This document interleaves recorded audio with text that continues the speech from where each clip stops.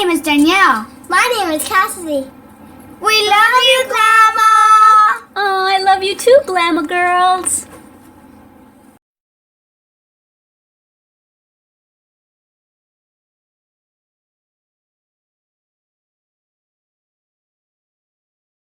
Hi everyone, welcome to Tutorial Tuesday at Glama's. Today's tutorial is going to be that pretty calla lily flower that you saw. I looked and looked and looked about 6 months ago for a tutorial on how to make a calla lily, and I couldn't find one. The reason I needed one is because I had a custom order for a book cover, but instead of the daisy that I normally have on my book covers, this little girl wanted a calla lily because her name was Lily. And she wanted to give that book cover to her grandma. Wasn't that sweet? So of course I had to come up with a calla lily flower, and this is what I came up with. So I hope you enjoy this tutorial. This is what you'll be needing.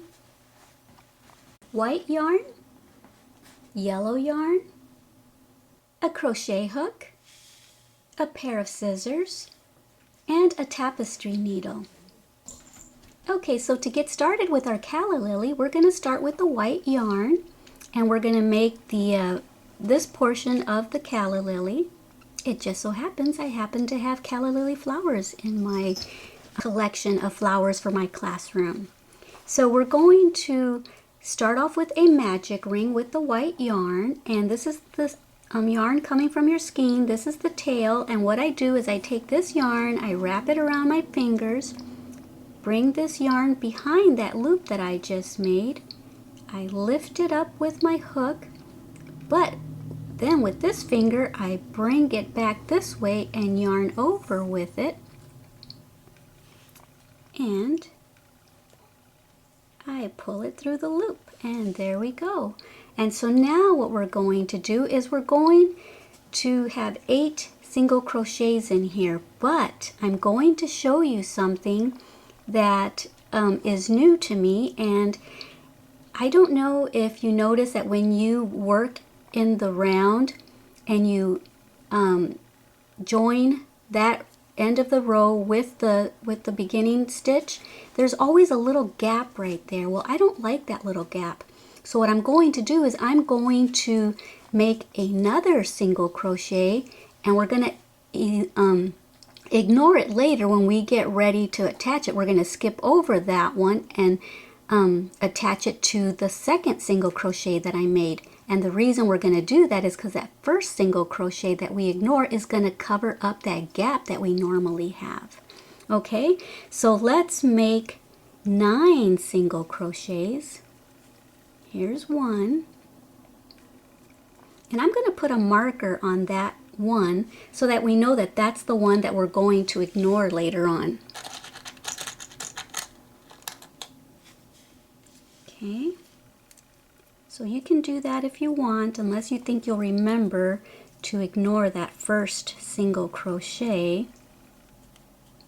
Okay, all right, now let's make our 8 single crochets that we need. 1, 2, 3, 4. Let me close this a little bit. 5 and 6 and 7 and 8. Okay, so we have our 8 and we have our 9. So what I'm going to do is I'm going to close this up a little bit. Close up the magic ring by pulling on that tail. Okay, and like I said, we're going to ignore this one, and we're going to slip stitch and join in the second single crochet that we made. Okay, let me see. Let me get this out of my way. There we go. I'm going to keep the yarn in the front of that single crochet. Okay, so let's join with a slip stitch, and there we go. See, and now normally there would be a little gap there, but now there isn't going to be because of that extra single crochet that we made. And we don't count that as an actual stitch, okay? That's just going to be like our little, I don't know, our stitch that covers the little peekaboo little hole that I don't like. So we actually have 8 stitches, okay? All right, so now let's see what we're going to do next for round 2.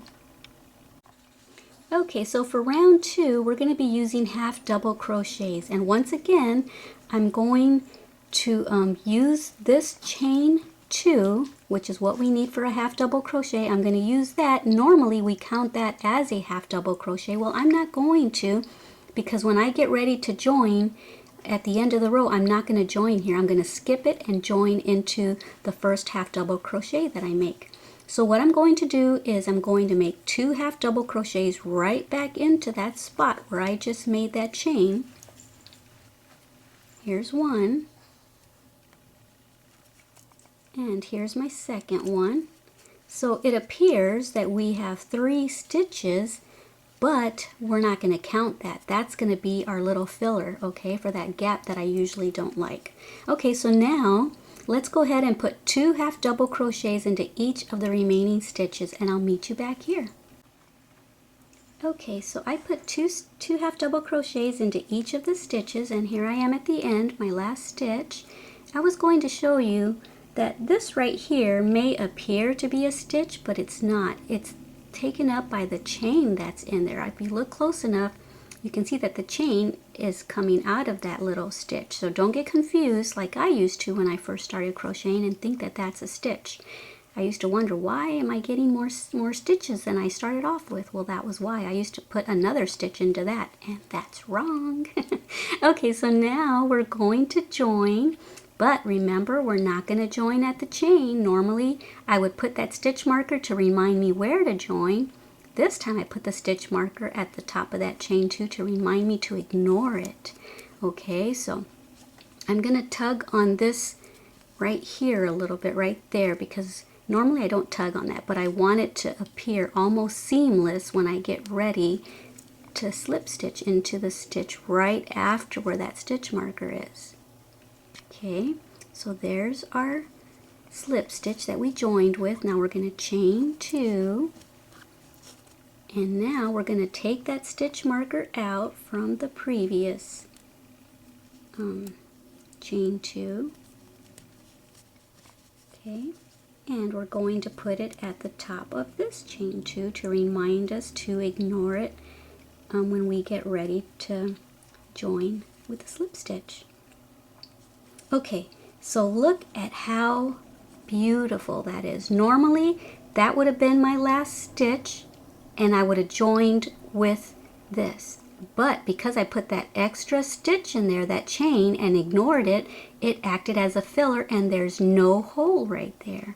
Yay! And I know that you crocheters that have been doing this for a while know what I'm talking about, that gap that I just usually hate. I used to dislike it so much that I would just crochet in a spiral so to avoid that gap. But now I don't have to crochet in the spiral if I don't want to. Now I just know to make that chain and don't count it as your stitch. Instead, count the next ones as your stitch. Okay, so now we're going to put 2 half double crochets right back into that spot where we just made that chain for a increase.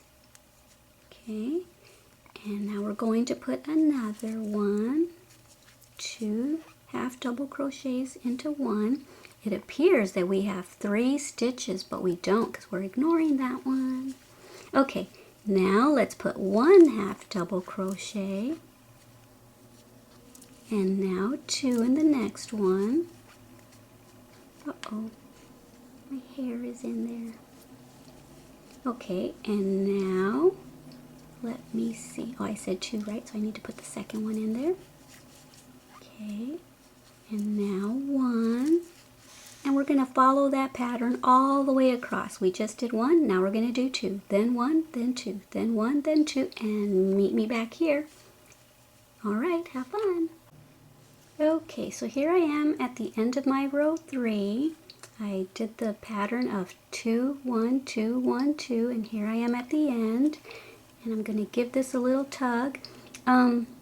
So it may appear that you have an extra stitch, and how are you not going to end up with more stitches than what you started off with? Well, it's because yes, we have that extra chain, but we're ignoring it when we slip stitch into the one next to it. So we're acting like it's not even there. So we're actually closing it over here and ignoring that chain. So that's really not an extra stitch, just in case that was confusing you a little bit.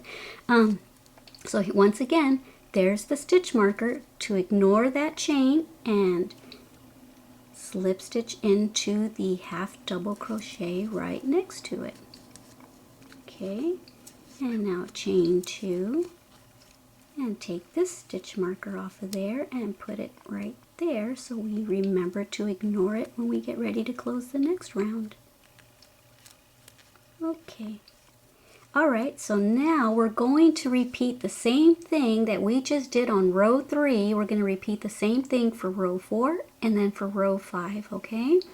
And don't forget to chain up 2 at the beginning of each row, and then put your stitch marker there, and then put your 2 half double crochets right back into that spot, and then 1 and then 2 and then 1, and then when you get ready to close, ignore that chain and close at the half double crochet after it, okay?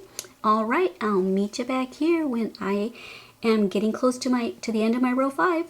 Look, isn't that cool? It's seamless. You almost can't even tell where the seam is. So if you were going to make a hat, this is perfect. Normally you see gaps all along each of the rows and you know where you made your seam. Well, this way you're not going to really be able to tell, especially from far away. If you get up close, yeah, you'll kind of know, because that stitch that's kind of going horizontally, you'll know that that's where you skipped the chain and went and joined into the one next to it. So you kind of see it if you know that it's there, but if you don't, look at that. That's awesome. I love it. Okay guys, so I'll see you at the end of row 5. Have fun. Okay, so here I am at the end of row 5, and I just made my last half double crochet into there. And I'm going to ignore that chain right there, and I'm going to slip stitch right into the next half double crochet. Okay, and now I'm going to chain 3, 1, 2, and 3, and then I'm going to come right back down here and make a picot. Okay. So I'm sure most of y'all know how to make a picot, but this is going to give that calla lily. Guess I shouldn't talk and try to crochet at the same time, huh?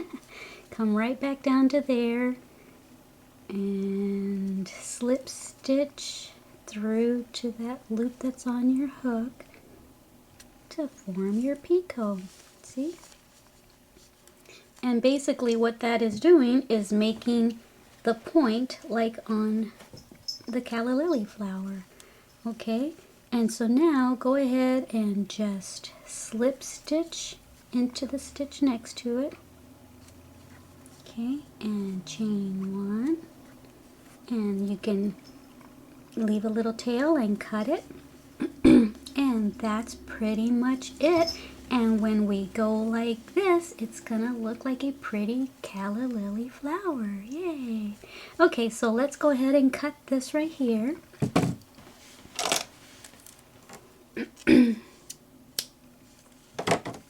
and pull that through. Snug down that little knot. Okay, and we're gonna weave this in at the end. You can weave it in now if you want. And so now we're going to make this part of the flower.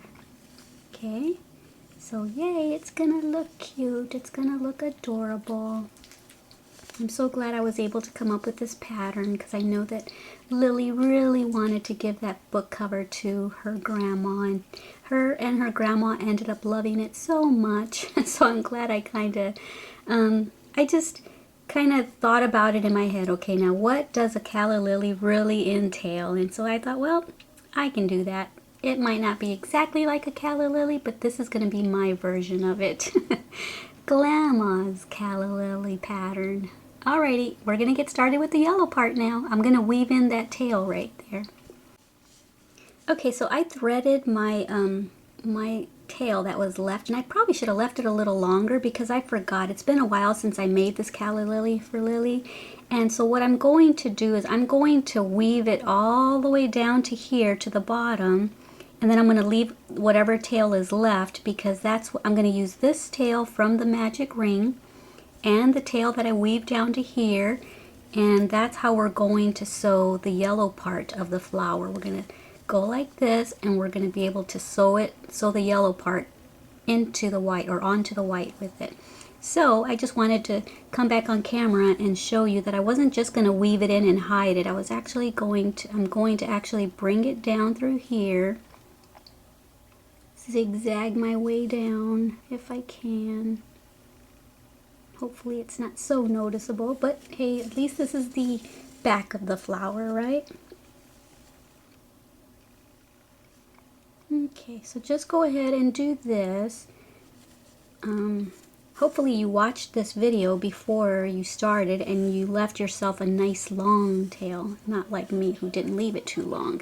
Okay, so go ahead and find your way down here. So here's the picot right there. So go directly across and end up with this this tail over here somewhere, okay? All right, I'll meet you back here. Okay, so here's the tail from the magic ring, and here's the tail that I just weaved down. And so the reason I want this and this is because this part is kind of long, so when I put it in here, I'm going to use this part to hold it in up here, and I'm going to use this tail to hold it in down there. Okay, so all right, let's get started with our yellow part, part 2. Okay, so here we go, getting ready for part 2. We're going to make the yellow part of the flower. And so this is what I came up with. This is, maybe y'all can come up with something different, come up with your own pattern, but this is what I was able to come up with. And so what I'm going to do is, I'm going to leave a little bit of a tail, because I don't want to use, I could have left a long tail and sewn the yellow part in with the yellow, but I don't want the yellow to show back here, so that's why I should have left a longer tail for the white. But anyway, just leave a little bit of a tail in case we end up needing it later for some reason. And we're going to make a slip knot. And now we're going to chain 9. 1, 2, 3,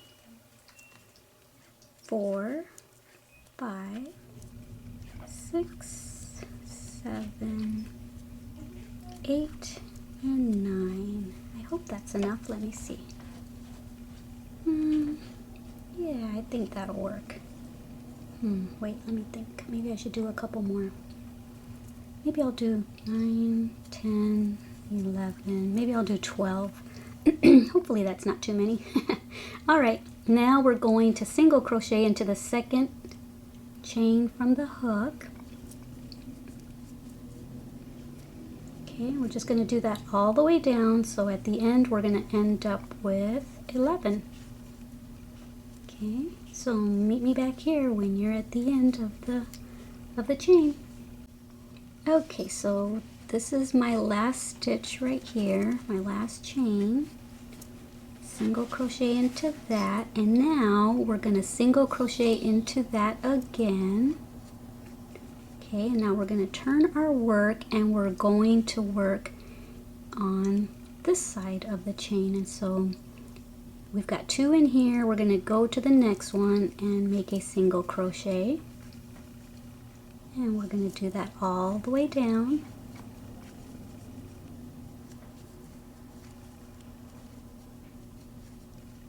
Hope I'm in the shot.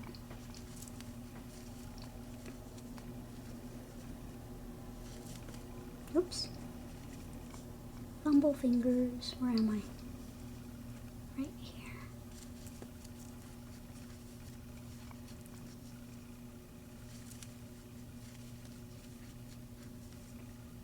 Okay. And see how it's curling up? I actually want it to do that. There's a reason for it. Okay, now I'm trying to decide if I want to put a second one in there. Let me see. No, I don't think so, because then I don't think it'll curl up on that end. Okay, so let's So we're at the last one on this side of the row. Now I'm going to slip stitch into the very first one that we made when we first, you know, the one that we did the second chain from the hook. I'm going to go right back into there and slip stitch it. Okay, and then I'm going to chain one. And you can put a stitch marker there if you want. Maybe I will, just so I know where I am. Okay, I think I'm going to make 2 more rows. Let me see. I'll stay on camera with you because I'm kind of changing it up as I go along, so who knows what I'm going to end up with. Okay, but this is just kind of how my mind works. This is what I do. Come up with something and it ends up being something else by the time I'm done with it. I don't remember exactly how I did it for my little friend Lily, so this is kind of from memory.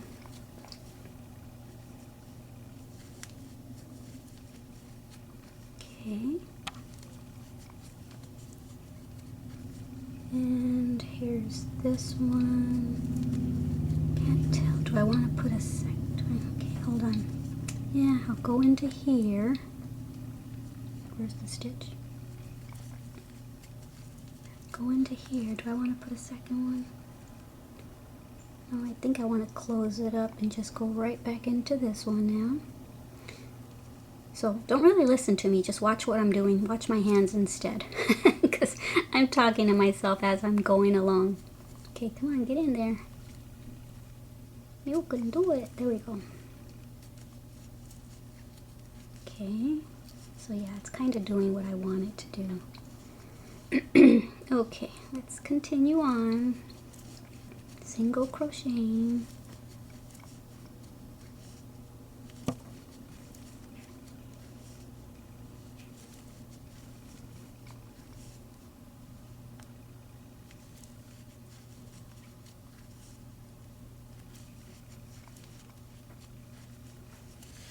Grab some more yarn.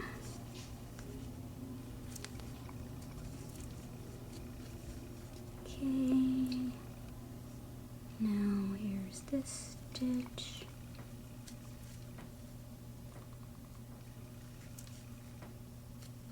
And I'm going to slip stitch into that one. Okay. Let me see. Yep, I think I'm going to make 1 more row. Okay, let me chain 1. Okay, so just continue this way till you get back to the end over here. Okay, and then I'll show you what to do. Just make 1 single crochet all the way till you get back to the end. Okay, so I'm back at the end and it kind of looks like a little canoe.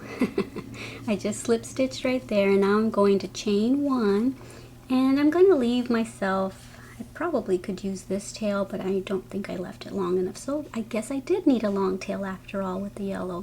So leave yourself a little bit of a tail about like this, and then go ahead and snip it right there.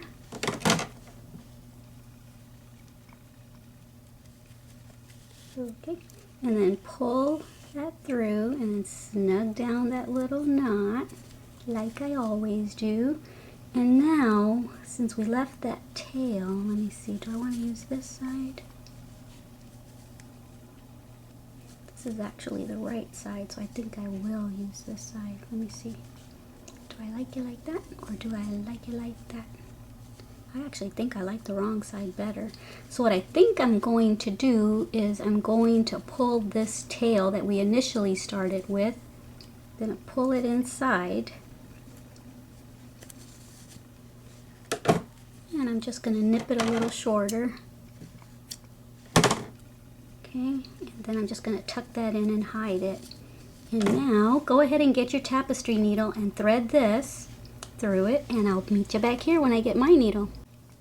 Okay, so I threaded mine, and now what I'm going to do is I'm going to close this little canoe. Looks like a canoe, huh? Okay, so just make whip stitches to close it. Whoopsie. Okay. So just do that, and then meet me back here. I don't want to make the video too long, so meet me back here when you get to the end. Okay, so here I am at the end, and I'm going to make one more little stitch. And then I'm going to end it right here, snug that down, and I think I might do that again.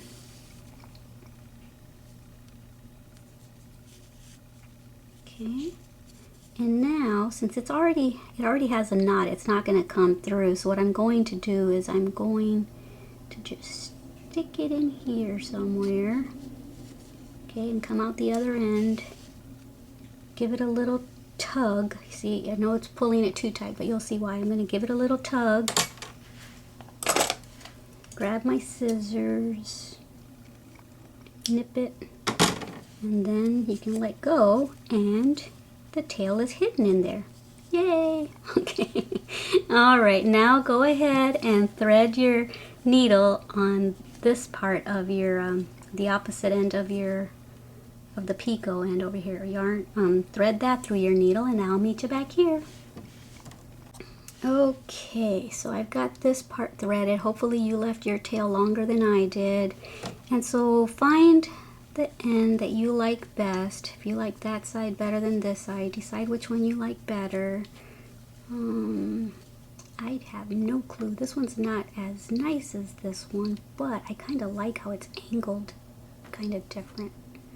So I wonder if I should use that side or this side. I think I'm going to use the side that's not as pretty for some reason. I just like it better. Okay, so decide how high you want the yellow part to come on your flower, and then close it and see what you like. See, with the one that I made for my friend Lily, I didn't use worsted weight yarn. It came out a little cuter when I made hers, and at the picture at the beginning of the video, you'll see that that one was made with thread, and it came out a little cuter. So maybe I shouldn't have made 3 rows. I probably should have just made 2. Made this a little smaller. So maybe if you watch this all the way through, maybe you can make yours a little thinner if you don't like this too much. Okay, so go ahead and position it the way you want it. I think I'll leave mine, I think I'll leave mine about like that. And now with this thread, I'm going to actually go through the white and through the yellow. Okay, holding it in place. Okay, and I'm going to close it up. I'm going to go through the yellow, I think, one more time before I close it up. Okay, and now just go ahead and close this up. If you want, you might not want to close it all the way up, because what I did for her is I gave her an option. I made the same thing as I did with this, only I made it in green and I made it longer for the stem, and I stuck the stem in there and sewed it in there as well. So you can do that. So I gave her that option, and then I gave her the option of just the flower on the book cover, and she chose this without the stem. But if you want to make the stem, you know how the calla lily stems are pretty thick like this. So I went ahead and used the same method for the yellow thing for the stem, and I made it long and I made it kind of curved, and it looked really cute. But she opted for this, which I kind of agreed, because the stem and everything was too big for the little book cover. So because I'm not going to make the stem, I'm going to close this up all the way. Okay.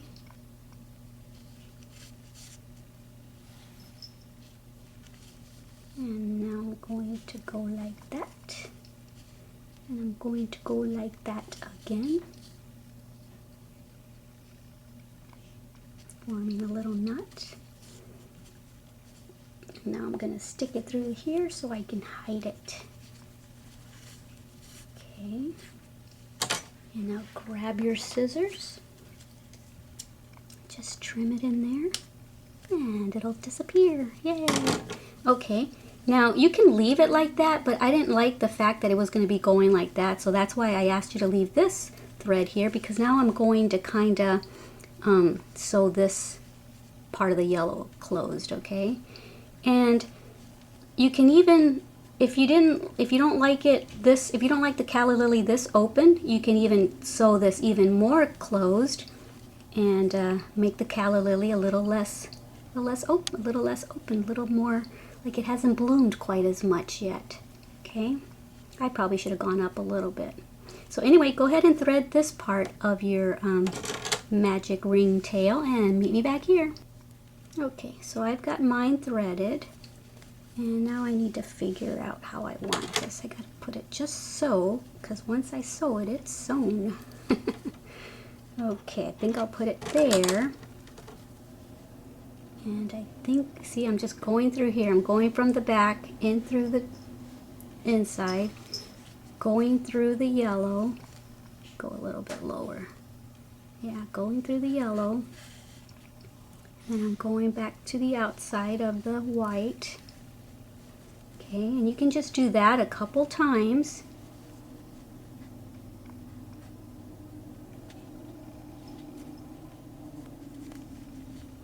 Because doing it a couple times is probably good enough. It'll secure it nicely. Now, I wish I had more tail because I think I would like this a little more closed. Okay, but I think that's pretty anyway, right? Don't you think? Okay, so I'm going to go ahead and just leave it like that because I'm happy with it. And this is just for tutorial demonstration purposes. I really don't have anywhere to put it at this point. I guess you can put it on anything, on a scarf, on a sweater, on anything. Okay, now I'm just going to stick it back in here and trim it. Trim it nice and closely over here. There we go. And there's your calla lily. Isn't that beautiful? Yay! So, like I said, I looked everywhere looking for a crocheted calla lily, and I could find no tutorials whatsoever. So I came up with my own, and this is what I came up with. If you come up with something different, then I would love to see what you come up with. I'm gonna grab the book cover and show you what it kind of looked like on her book cover. Okay, so these are the book covers that I normally make, and she saw one. She saw my daughter's. She goes to the same Kingdom Hall as we do, and when I had my Debbie Maycumber book party, I made these for everyone to go home with, and she saw it on my daughter's Bible. She says, "Oh, Finesse, can you have your mom make me one?" She says, "But can she make a lily instead?" So Finesse came and told me that. I'm like, "Ooh, I've never made a lily. I don't know. I'll have to see if I can find one." So anyway, so this is what, I'm going to hide that daisy right there. So this is kind of what it ended up looking like on her Bible cover, but hers was red. She wanted hers in red. And when I made it with the stem, I kind of put it here, and I made the stem kind of going like that, but she opted for this, which I agreed, it's cuter, and I think hers was smaller because, like I said, I made it out of thread, not worsted weight yarn. So anyway, I just wanted to show you what I had used it for. Alright guys, I sure hope that you enjoyed this tutorial. Don't forget to come back for Tutorial Tuesday next week, and I want to apologize for last week. I didn't have a free pattern to upload for Tutorial Tuesday. Instead I made a little video showing my barefoot sandal DVD that I have for sale, and I had said that they would be available Monday. Today's Tuesday, so they were available yesterday. You can go to my Etsy shop, or you can go to my website and you can order your DVD for the barefoot sandal. Let me show you what the barefoot sandal looks like in case you didn't see the video. Okay, this is the barefoot sandal I'm talking about, and I'll put a picture of the barefoot sandal, what it looks like on my feet afterwards. So this is the tutorial that I have on DVD that you can go and buy, and having the DVD is perfect because you can watch it on your laptop, you can watch it on your TV and pause it nice and easily as you're crocheting it. You can take it wherever you want. If you don't have internet, that's okay. Just put it in your laptop CD drive or DVD drive or whatever. You can watch it on the plane, crochet while you're on the plane or something. Alrighty guys, don't forget, it's on my Etsy shop, and it's in my website. And so once again, thank you very much for joining me here at Made with Love by Glama, where everything here is always made with love. Bye!